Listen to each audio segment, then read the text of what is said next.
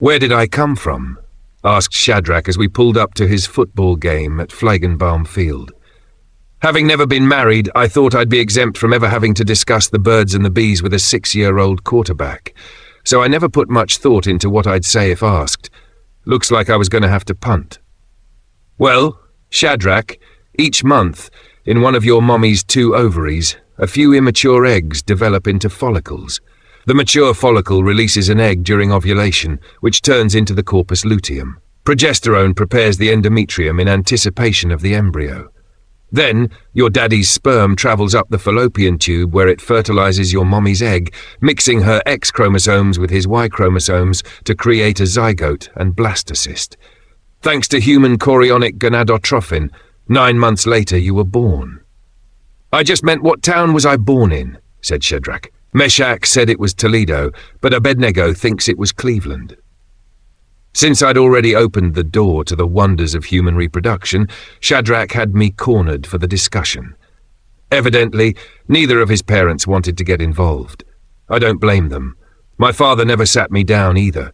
Instead, he just sent me into my bedroom with a stack of National Geographics and told me to figure it out myself. I learned the rest from Tommy Flugelman while walking to school. I decided to take the conservative approach by mixing simple human reproductive biology with basic street knowledge. Based on whether we're a boy or a girl, each of us is born with some basic equipment.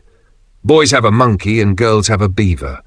When your mommy wants something special from your daddy, like $4,500 for that fur coat she saw at Macy's, she'll let daddy's monkey play with her beaver. I could tell that this made no sense to Shadrach, so I asked him to be patient and hang in with me. It would all come together soon. "Is that when I hear all the screaming coming from Mommy and Daddy's bedroom?" asked Shadrach. "It sounds like he's hurting her." "Yes, that's right," I said. "But Mommy actually likes it when your daddy lets his monkey out. In fact, Mommy likes it so much, when Daddy is at work and she's home all alone, she imagines that Daddy's monkey is playing with her beaver. She calls it tickling the taco, paddling the pink canoe, or parting the Red Sea." "Will I ever learn how to tickle my taco?" he said. "I'm glad you asked that question, Shadrach. You see, boys are different from girls. While you don't have a beaver or a taco, you do have a bald-headed yogurt slinger. Sometimes we refer to it as a Bologna pony, one-eyed trouser snake, pocket rocket, or Russell the Love Muscle. With those, you get to choke the chicken, flick your bean, slap the salami, polish your knob, spank your monkey, or shake the creamer. But you have to be careful, Shadrach. If you flog your log too much, you'll grow hair on the palms of your hands, and everyone will know what you do when you're alone in your bedroom."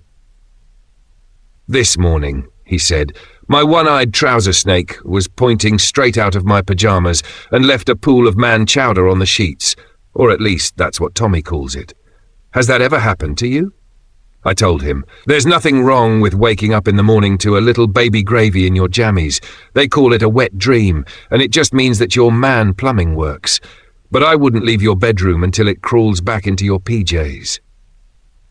Shadrach thought that over for a minute, then came up with another one. "When Uncle Phil slept over during Passover, I noticed that his body was covered with hair. It was disgusting. Will that ever happen to me?" I thought about the question for a minute and told Shadrach he'd just have to wait until he got a little older to see. Generally, if you start going bald by the time you're 25 or 30, the hair on top of your head will slide down to your back, shoulders, and around your Bologna pony. Some people think it's sexy. "I know what you mean," said Shadrach. "I caught Uncle Phil's man friend kissing him all over and touching his pocket rocket. Then he tried to put his Russell muscle into Uncle Phil's brown-eyed willy, but Uncle Phil said he couldn't because he didn't have a condom. I don't know what a condom is, but they ended up getting into a big fight, and Uncle Phil's friend stomped out of the bedroom saying, 'There will be no more Lewinsky's for you.' I asked Mommy what condoms and Lewinsky's were while her bridge club was here. Mrs. Bickler turned bright red. Fell off her chair, and they had to call an ambulance to take her to the hospital. Then Mom locked me in my room. I never did find out what they were. Sensing the discussion was taking an uncontrollable and hopefully unneeded trajectory, I tried to reel it back in by talking about the opposite sex. "Shadrach, have you started to notice the girls at school yet?" He said he had, but he wasn't sure he liked what he saw. Last year, Marisa Berkowitz used to be shorter than me, so I usually won all our wrestling matches behind the cafeteria. Over the summer, she got huge and grew a moustache. To make matters worse, she has these big bumps on her chest. She won't let me touch 'em either.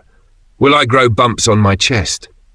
I assured him that it was part of the natural growth process for girls Marisa's age, and he shouldn't have to worry about that for a while.